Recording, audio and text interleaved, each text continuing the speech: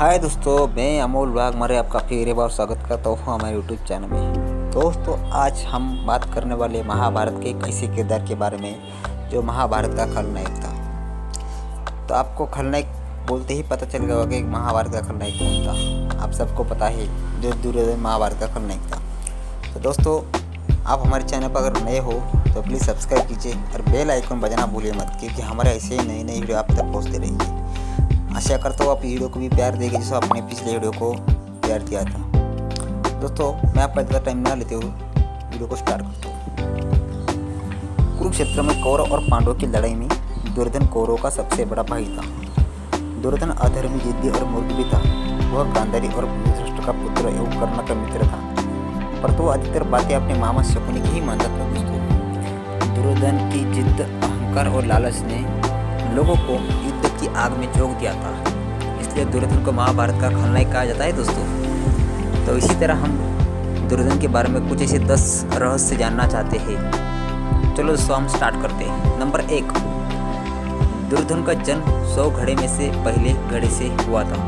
जब दुर्योधन का जन्म हुआ था वो रोने के बजाय गधे की तरह भौंकने लगा था और जन्म लेते ही बोलने लगा था। दोस्तों, दुर्योधन ने जैसे ही जन्म लिया तो कई तरह के अपशकुन देखने को मिल, जिसे सियार जोर जोर से रोने लगे, उल्लू शोर मचाने लगे, आसमान में अचानक काले बादल आ गए। इन घटनाओं को देखकर विदुर ने कहा कि अपशकुन बता रहे हैं कि पुत्र हस्तिनापुर के लिए विनाश कारण बनेगा, इसे त्यागने में ही भलाई है सबकी।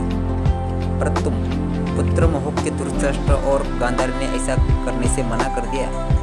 नंबर 2, दुर्योधन को कलयुग का अवतार माना जाता था, क्योंकि दुर्योधन में वो सभी गुण थे जो अभी के मनुष्य में पाए जाते हैं। कलयुग में मनुष्य में होने के लिए इसलिए दुर्योधन को कलयुग का अवतार किया जाता था। कहते हैं कि दुर्योधन कलयुग का अंश था, तो उसके 100 भाई पुलस्त्य वंश के राक्षस के अंश थे। वायु पुराण में राक्षसों को पुलह, पुलस्त्य, कश्यप एवं अगस्त्य ऋषि की महान संतान माना गया है। नंबर 3, दुर्योधन कुटिल क्रूर होने के साथ ही गदा युद्ध में भी पारंगत हो गया था। उसने शकुनी की चाल के तहत बलराम जी से गदा युद्ध करना सीख लिया था। महाभारत में बलराम, जरासंध और भीम और दुर्योधन को ही सर्वश्रेष्ठ गदाधर माना जाता था। भीम ने सभी बलराम जी से गदा सीखी थी। नंबर 4, गांधारी ने अपनी दिव्य दृष्टि से दुर्योधन के शरीर को वज्र के समान बना दिया था, परंतु श्री कृष्ण की नीति के तहत दुर्योधन के गुप्ता और जंगा कठोर नहीं बन पाई थी। नंबर 5, दुर्योधन की मृत्यु सबसे अंत में हुई, और खास बात यह है कि महाभारत के 18 दिन तक चले युद्ध के अंत के बाद दुर्योधन और भीम के बीच गया युद्ध हुआ, जिसमें भीम ने दुर्योधन की जंगा उखाड़ कर फेंक दी थी, जिसके चलते दुर्योधन की मृत्यु हो गई थी। एक बार महर्षि मैत्रेय हस्तिनापुर पधारे। विश्राम के बाद धृतराष्ट्र ने पूछा, भगवान, वन में 5 पांडव कुशल पूर्वक तो है ना? महर्षि ने कहा, वे कुशल है, लेकिन मैंने सुना है कि तुम्हारे पुत्रों ने पांडवों को जुए में धोखे से हराकर वन में भेज दिया। ऐसा कहकर पीछे मुड़ते हुए उन्होंने दुर्योधन से कहा, तुम जानते हो पांडव कितने वीर और शक्तिशाली है? महर्षि की बात सुनकर दुर्योधन ने क्रोध में अपनी जांघ पर हाथ से ताल ठोक दी। दुर्योधन की यह उद्दंडता देखकर महर्षि को क्रोध आ गया और उन्होंने कहा, तू मेरा तिरस्कार करता है? मेरे पास शांतिपूर्वक सुन नहीं सकता? जाओ उदंड, जिस जंगा पर तू ताल ठोक रहा है उस जंगा को अपनी गदा से तोड़ देगा। बस यही शाप सुनकर दुर्योधन को ले डूबा था। नंबर 6, रिश्ते में दुर्योधन जहाँ अर्जुन का सौतेला भाई था, वही वह श्री कृष्ण का समदीवी था। सच है दोस्तों, श्री कृष्ण के पुत्र शाम ने दुर्योधन के पुत्र लक्ष्मण से विवाह किया था।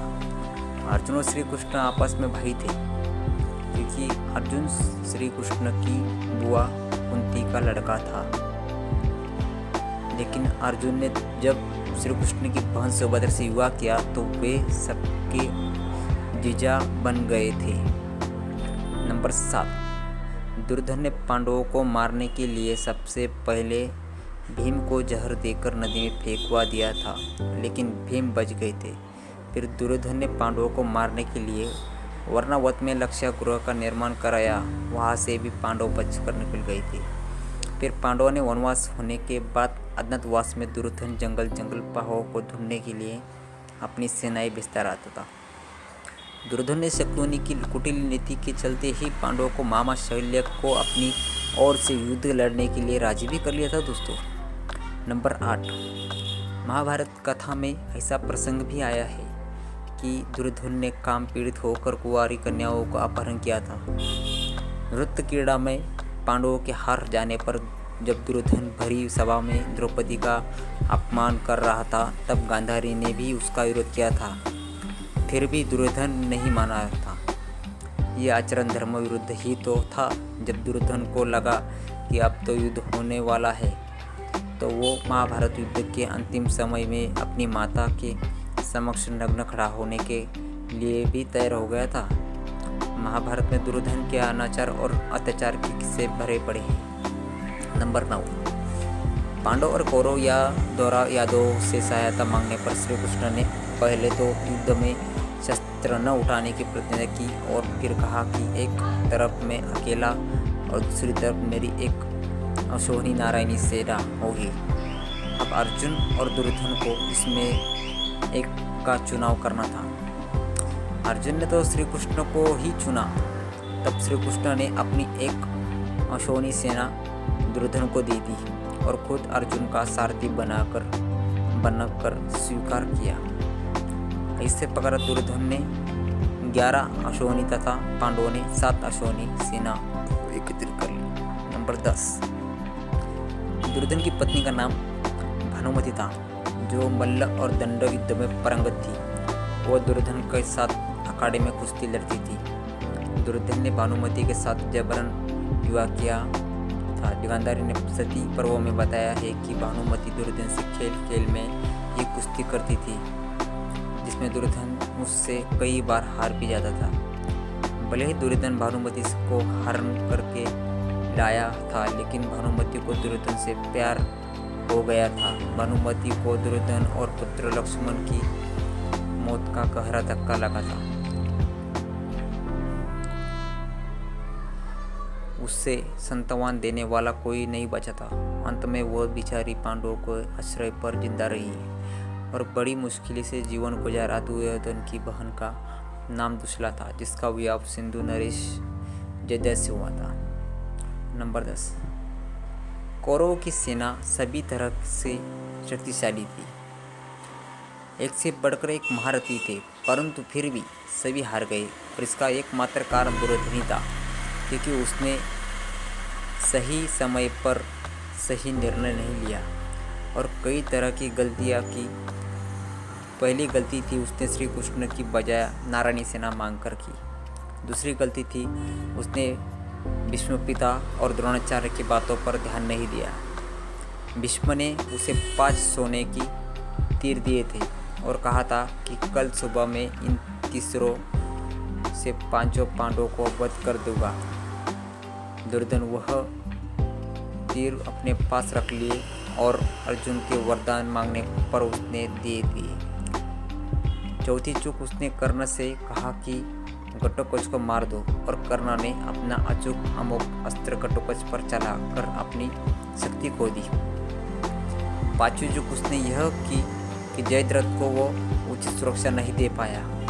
और छठी चूक यह थी कि उसने उचित समय पर अश्वत्थामा को सेनापति नहीं बना पाया, अन्यथा युद्ध का परिणाम कुछ और ही होता दोस्तों। तो दोस्तों, आपको आज का वीडियो कैसा लगा प्लीज़ मुझे कमेंट में बताइए। और मैं आज के लिए जय हिंद, विदा लेता हूँ आपसे। मिलेंगे हम नेक्स्ट वीडियो में। प्लीज़ लाइक कीजिए, सब्सक्राइब कीजिए और बेल आइकन